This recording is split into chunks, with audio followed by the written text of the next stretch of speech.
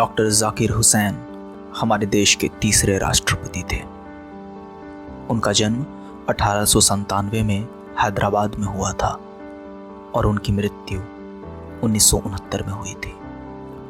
वो एक महान स्वतंत्रता सेनानी होने के साथ साथ एक प्रतिष्ठित शिक्षाविद भी थे। डॉक्टर जाकिर हुसैन 1967 में भारत के राष्ट्रपति बने थे।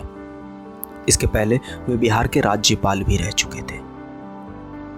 भारत इज माय होम उनके उस भाषण का अंश है जो उन्होंने राष्ट्रपति के रूप में शपथ लेने के बाद दिया था।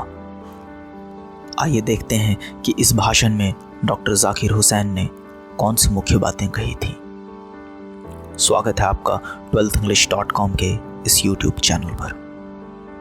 आपने अब तक चैनल को सब्सक्राइब नहीं किया है तो चैनल को सब्सक्राइब ज़रूर कर लीजिए, क्योंकि बोर्ड एग्जाम्स के पहले हम लोग 12th इंग्लिश के पूरे सिलेबस को यहाँ पढ़ने वाले हैं। आइए अब Bharat is my home chapter को समझना शुरू करते हैं। डॉक्टर जाकिर हुसैन इस स्पीच में सबसे पहले राष्ट्रपति के रूप में उन्हें चुनने के लिए देश के लोगों के प्रति कृतज्ञता प्रकट करते हैं। इसके बाद वे डॉक्टर सर्वपल्ली राधाकृष्णन को राष्ट्र के विकास में उनके योगदान के लिए याद करते हैं। वे कहते हैं कि जीवन भर ज्ञान और सत्य की तलाश करते हुए तमाम सच्चे आध्यात्मिक मूल्यों के एक रूप होने की बात को और भारतीय दार्शनिक विचारों को दुनिया के सामने लाने और उन्हें एक्सप्लेन करने का काम जितना डॉक्टर राधाकृष्णन ने किया उतना शायद ही किसी ने किया हो। आगे वे कहते हैं कि मैंने अभी तुरंत भारत के संविधान के प्रति वफादारी की शपथ ली है। भारत प्राचीन लोगों का एक युवा देश है, जहां हजारों वर्षों में विविध सांस्कृतिक तत्वों के द्वारा महानतम जीवन मूल्य परिष्कृत हुए हैं। मैं खुद को उन मूल्यों की सेवा में समर्पित करता हूं।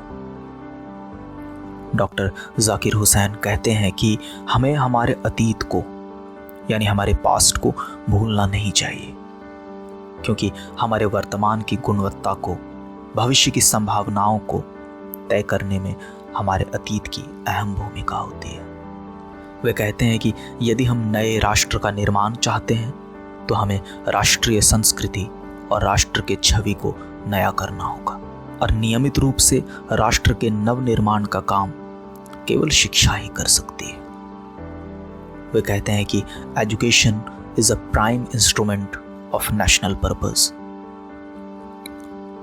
राष्ट्रीय हित का सबसे अहम माध्यम शिक्षा है, और किसी भी देश के एजुकेशन की क्वालिटी ही उस नेशन के क्वालिटी को डिफाइन करती है।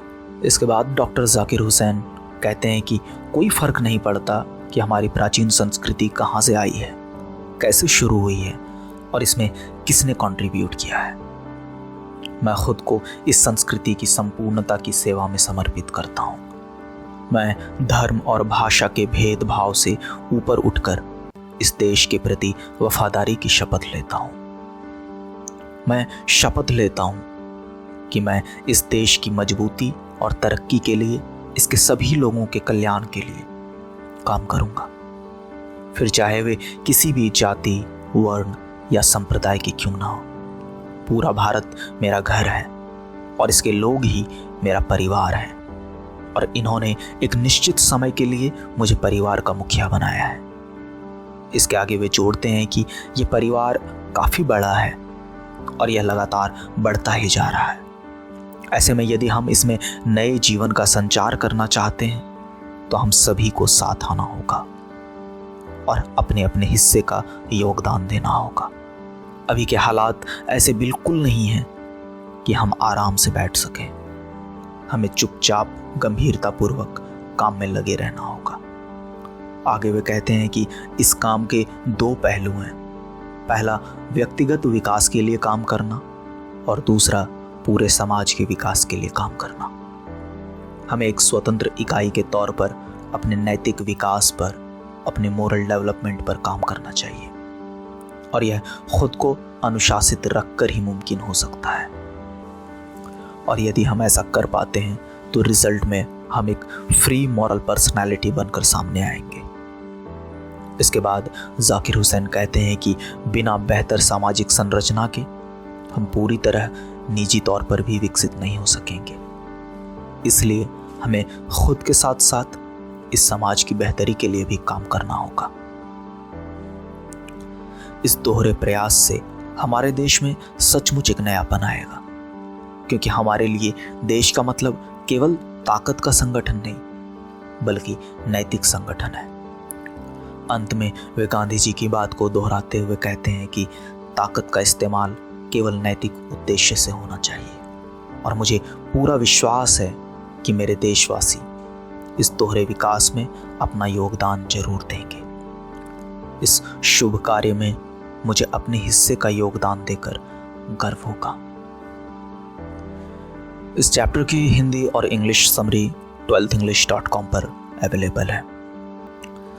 आप चैनल पर पहली बार आए हैं तो चैनल को सब्सक्राइब जरूर कर लीजिए, और वीडियो पसंद आया हो तो लाइक और शेयर जरूर करें। मिलता हूं आपसे अगले वीडियो में। तब तक अपना ख्याल रखिए, खुश रहिए, बोर्ड की तैयारी करते रहिए। वीडियो को अंत तक देखने के लिए बहुत बहुत शुक्रिया।